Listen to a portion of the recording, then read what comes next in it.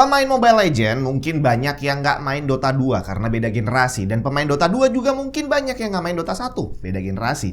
Dan pemain Dota 1 mungkin sekarang udah banyak yang nggak sempat lagi main game. Udah ketuaan, bre.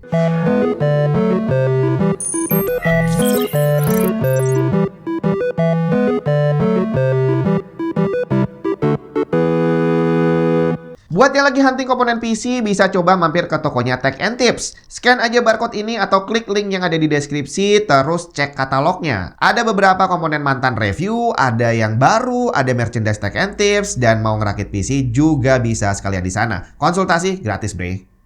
Tapi satu hal yang pasti, semua gamer kemungkinan besar kenal yang namanya Dota. Dan mungkin sebagian besar udah pernah nyobain Dota. Belum tentu seneng, tapi mungkin udah pernah nyobain. Apalagi di tahun 2000-an, dimana waktu itu warnet lagi rame-ramenya, game center lagi rame-ramenya. Walaupun saat itu banyak banget anak yang udah punya PC di rumah, tapi mereka lebih menikmati main game di warnet. Kenapa? Karena bisa main rame-rame sama teman, heboh lah sambil teriak-teriak gitu. Asik banget waktu itu. Main Counter Strike itu udah pasti, dan seingat saya Dota adalah the next best thing. Waktu itu belum musim main online, jadi kalau kita ke warnet itu mainnya cuma lokal aja, bre. Jadi kalau Dota berarti 5 lawan 5 gitu ya. Kita bawa teman 10 ke sana, main rame-rame sambil teriak-teriak. Pokoknya asik banget lah. Beda sama sekarang, mabarnya online. Jadi tinggal duduk pakai HP sendiri-sendiri. Ini main bareng-bareng atau lagi musuhan nggak ketahuan, coy. Nah, kembali ke Dota. Nggak bisa dipungkiri bahwa Dota adalah game yang berhasil mempopulerkan MOBA. Ini genre yang dulunya nggak ada, terus akhirnya jadi heboh karena Dota. Hebatnya adalah Dota sebenarnya bukanlah game MOBA yang pertama, dan lebih gilanya lagi,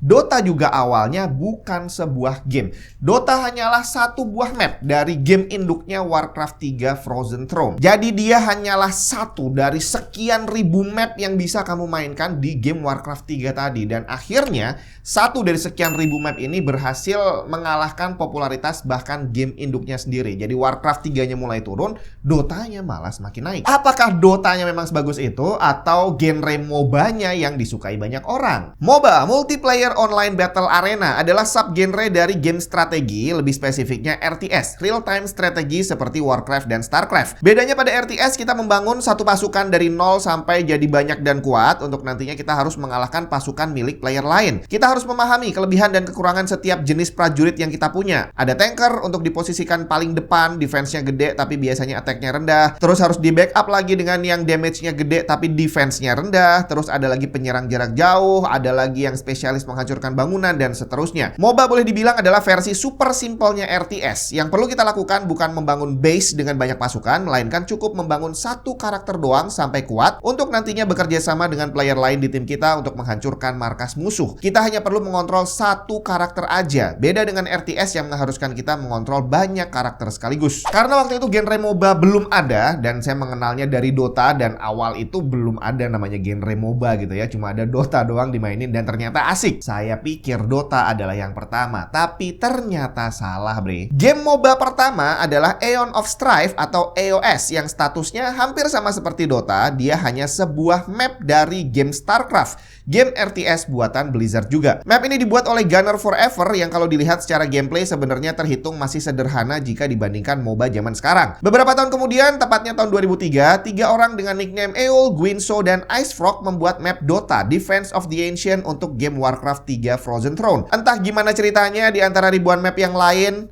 untuk Warcraft saat itu, Dota menjadi gelombang tsunami yang menyebar ke seluruh dunia. Bukan hanya dimainkan secara lokal, turnamen Dota bahkan sampai kelas internasional pun banyak bermunculan. Salah satunya World Cyber Games 2005 di Singapura. Saat itu walaupun Dota adalah sebuah map dari game induk Warcraft 3, tapi dia berhasil mencuri spotlight. Semua mata melihat Dota, bukan Warcraft. Tapi sama halnya seperti banyak hal bagus lain yang awalnya dibangun dengan hati gitu ya. Begitu mereka berkembang dan berpotensi menghasilkan uang banyak, akhirnya kapitalisme bekerja. Idealisme yang ada di kepala, persahabatan yang awalnya dibangun saat membuat suatu karya, bisa bubar, bre. Dan ternyata terjadi pada Dota. Guinsoo masuk ke Riot Games dan IceFrog direkrut sama Valve. Masing-masing nantinya berhasil membuat dua game MOBA legendaris yang berbeda. Tahun 2009, Riot Games dengan bantuan Guinsoo, salah satu pembuat Dota, dan Stephen Pendragon Mascon, penanggung jawab komunitas Dota di website, merilis League of Legends. Berbeda dari Dota yang memiliki mekanik cukup kompleks, LOL mempermudah beberapa mekanik dari Dota. Animasi jalur muter dihilangin, nggak bisa bunuh creep sendiri, nggak bisa nyangkut di pohon, dan yang paling penting nih, ada standarisasi shortcut skill menggunakan tombol QWERTY. Jadi sebelumnya di Dota, tiap hero punya 4 skill. Untuk keluarin skillnya bisa diklik pakai mouse atau pakai tombol di keyboard. Tapi tombol shortcut keyboardnya tiap hero beda tombol. Di LOL tombolnya dibikin sama semua untuk setiap hero. Yang membuat LOL langsung dimainkan banyak orang, salah satu alasan terbesarnya adalah karena gamenya free to play. Free to play ini adalah langkah yang sangat tepat, mengingat Dota yang pertama nih, dia bisa dimainkan dengan gratis. Iya, Warcraft-nya nggak gratis, tapi kalau kamu udah punya Warcraft, kamu bisa mainin Dota tanpa biaya tambahan. Dan karena gameplaynya boleh dibilang hampir jauh berbeda dengan Warcraft yang RTS, akhirnya mainin Dota ya terasa seperti mainin game yang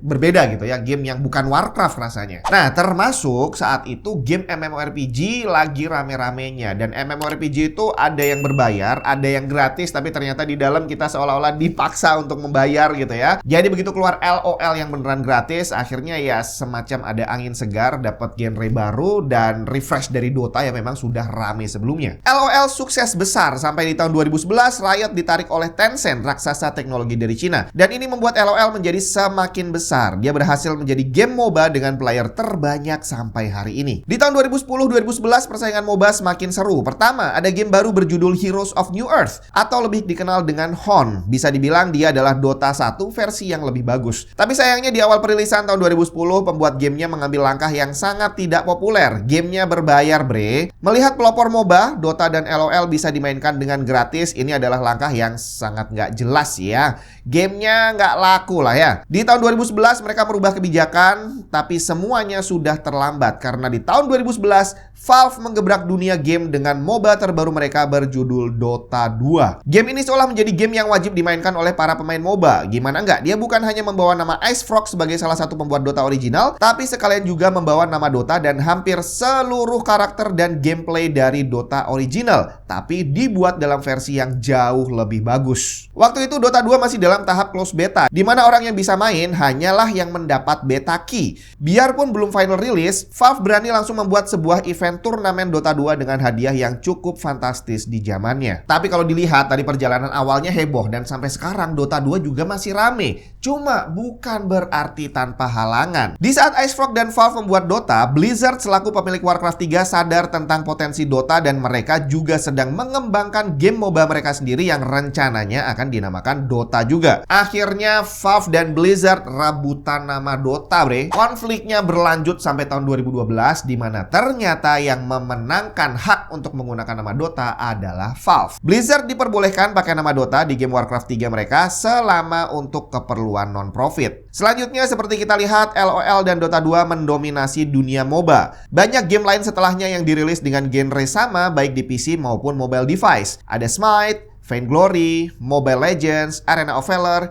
Heroes of the Storm, Paragon, Wild Rift, sampai game MOBA terbaru dari Valve dengan tema tembak-tembakan Deadlock. Ada yang udah dapat invitation untuk nyobain Deadlock? Gamenya lumayan sih ya. Walaupun dibilang MOBA, tapi dia gameplaynya tembak-tembakan. Jadi berasa kayak nggak main MOBA gitu. Tinggal apakah Deadlock juga akan sama suksesnya seperti game MOBA sebelumnya? Dan apakah akan lahir genre baru, shooter MOBA?